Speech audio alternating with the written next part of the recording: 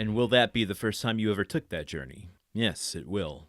I must seem to you by no means curious, but I assure you that it is not my fault that I have delayed it so long. It will happen one day or the other. And do you propose to make this journey very shortly?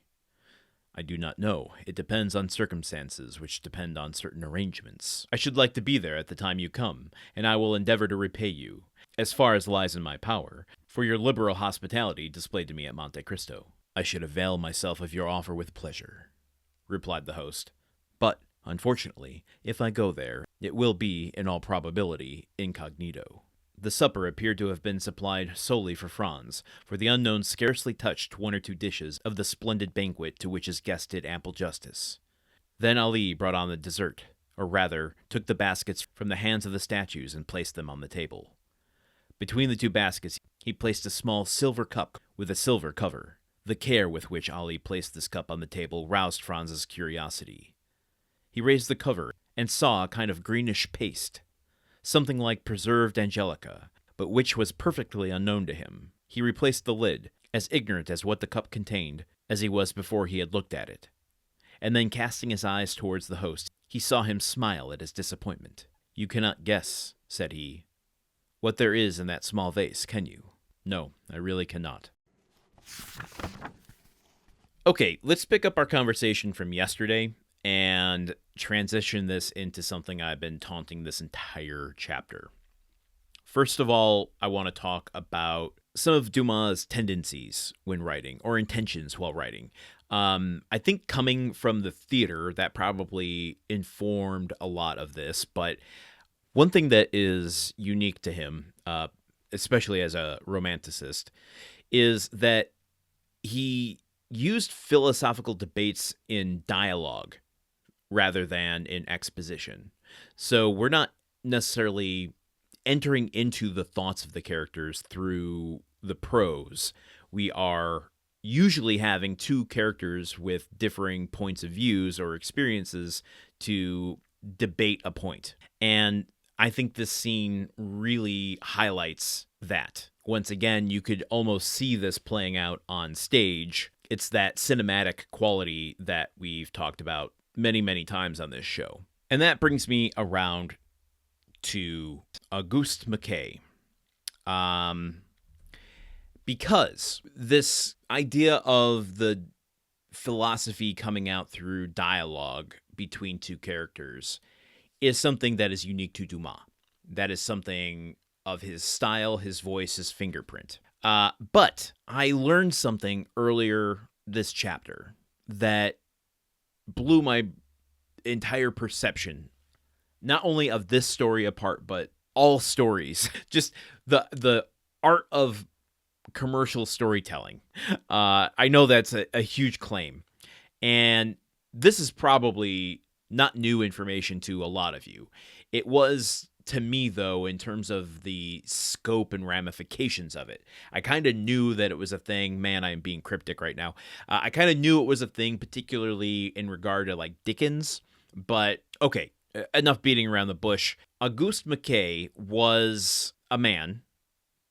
He was a French writer himself. He was a historian, and he was part of Dumas' group of writers. Dumas did not write these stories alone. And when you start to put the pieces together, it makes sense. You're serializing something with such breakneck speed and able to produce something like The Three Musketeers, The Count of Monte Cristo, 20 years after, one right after the other, without a break, going from July of 1844, ending Three Musketeers, into the beginning of the Count of Monte Cristo in August 1844. We've told the story about the lone genius who accomplishes something extraordinary for so long. This is the auteur theory, if you want to bring in film terms. But Dumas worked with Auguste Mackay particularly. Now, Dumas had, what I understand,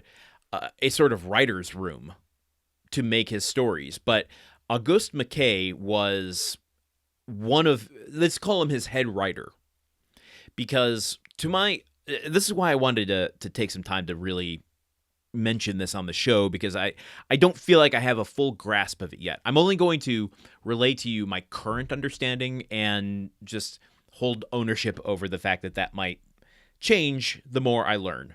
So, my general understanding at the moment is that Auguste Maquet was the man who provided the historical plotting for Dumas. Dumas would get an idea of maybe a character, some themes, the type of story he wanted to tell. He might draft some character ideas, say for like D'Artagnan or the Three Musketeers. Wouldn't have been Musketeers necessarily, but just like, okay, a young man seeking to make a name for himself befriends three other men who are well established in the field in which he wants to make a name for himself. Like maybe something as broad as that. I'm not saying that's exactly it, but like I think Dumas would come up with the broad scope of something. Then working with his writer's room, working with Maquet, would let them figure out what part in history would it make sense to set this story. For the Three Musketeers or the Three Guardsmen, it made sense to set it in 1600s France. You had political intrigue, you had swashbuckling adventure with the guardsmen of the king, you had political intrigue with the tension between the king and the cardinal. That's all Maquet finding that stuff. And then Maquet would actually plot out a lot of the book, even writing large swaths of prose before giving it back to Dumas. Dumas then would essentially give it that panache. He would put that romanticism stuff that we've been talking about of the philosophical debates between characters, bringing tension out through conversation, making that conversation pithy, making it entertaining, making it comical, making it poignant, depending on what story it is. Monte Cristo and Three Musketeers are very different tonally, so Dumas knows how to paint in different emotions, but he's not writing these alone. And I'm going to go into some more Maquet stuff the further we go along here, but one thing that is worth noting is that Maquet started working with Dumas roughly in 1843 and went straight through like almost a decade to 1853. And during that time, worked on novels like Three Musketeers, Count of Monte Cristo, 20 years later, Queen Margot, The Black Tulip, The Queen's Necklace, and so many others. But during this period, at least toward the end of this period, Maquet, seeing the fame and fortune that Dumas was receiving, sued Dumas, demanding co-authorship. He wanted his name on some of these stories, and the courts decided in Dumas' favor.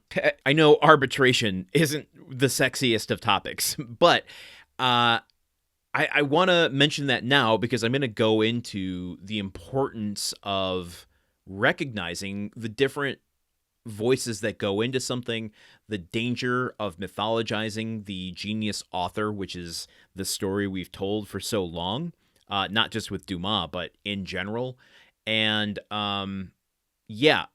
Auguste Maquet is a fascinating character to me, and I'm glad I learned it within the first year of doing the show so that we can really contextualize what's happening in this story from Dumas' perspective and from Maquet's perspective. It should be noted as well, just before we end this episode, that a lot of critics say that these stories wouldn't be as good as they are without Auguste Maquet, nor without Alexandre Dumas. They both bring important pieces to make them as timeless and classic and entertaining as they are. So, Auguste Maquet, won't you? Until tomorrow, when we discuss a little bit more of all kinds of stuff, I'll see you then. Okay, goodbye. The Countdown of Monte Cristo is part of the Gruntwork Podcast Network. This show is produced, edited, and hosted by Landon Solano. The original text of The Count of Monte Cristo by Alexandre Dumas. Theme song by Magic Solo. If you want to support the show and others like it, visit patreon.com/gruntworkpod. Thank you for listening. See you tomorrow.